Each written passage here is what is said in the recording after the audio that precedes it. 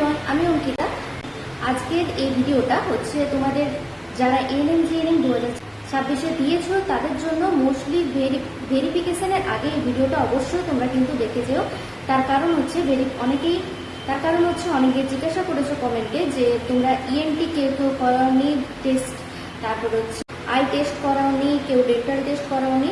তো দেখো, এগুলো আমি বলি যে অনেকে বলছো কিছু হবে না, কিন্তু দেখো করে রাখা ভালো। এটা এমন কিচ্ছু না, গভর্নমেন্ট হসপিটালে যে শুধু এটাতে প্রেসক্রিপশনে ডক্টরকে লেখাতে হয় যে তুমি ফিট আছো।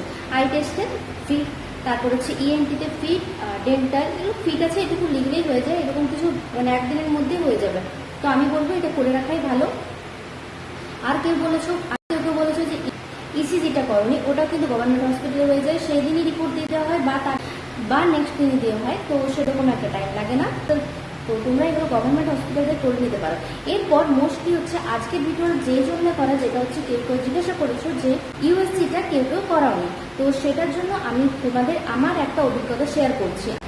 আমাদের যেদিন আমরা ভেরিফিকেশনের দিনই গেছিলাম, মানে অ্যাডমিশনের দিনে রঘুনাথপুর এসে, আর তো সেদিন কিন্তু ইউএসজিটা কিন্তু একদম স্ট্রিক্টলি ম্যামরা বলে দিয়েছিলেন যে সেটা লাগবেই, ইউএসজি রিপোর্টটা।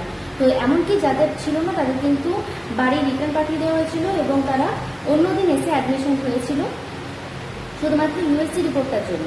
তো এরকম আমি একটা অভিজ্ঞতা তোমার সাথে শেয়ার করলাম। অন্য এনটিএসটা আমি বলতে পারছি না, কিন্তু আমাদের রঘুনাথপুর এনটিএসের আমাদের সময় এটা হয়েছিল, তাই তোমাদের সাথে শেয়ার করে দিলাম। তাই বলছি, ইউএসজিটা যদি কেউ না করিয়ে থাকো, রঘুনাথপুর এনটিএসে যদি তোমরা অ্যাডমিশনের কথা ভাবছো তাহলে কিন্তু এটা করে নেওয়া আমার মতে ভালো হবে। তো আজকে এই ছোট্ট করে ভিডিওটা সেই জন্যই করা, অনেকের কনফিউশন ছিল, সেগুলো দূর করার জন্য আজকের এই ভিডিওটা। তো তোমাদের কিন্তু যা যা টেস্ট করানোর কথা লেখা আছে সবগুলো কিন্তু করিয়ে নেবে। যেগুলো রিপোর্ট লাগে সেগুলো রিপোর্ট নিয়ে যাবে, যেগুলো প্রেসক্রিপশন লাগে ওগুলো প্রেসক্রিপশন নিয়ে যাবে। তো আরও কোনো কোয়েশ্চেন থাকলে অবশ্যই কমেন্টে জানিয়ে কাটে।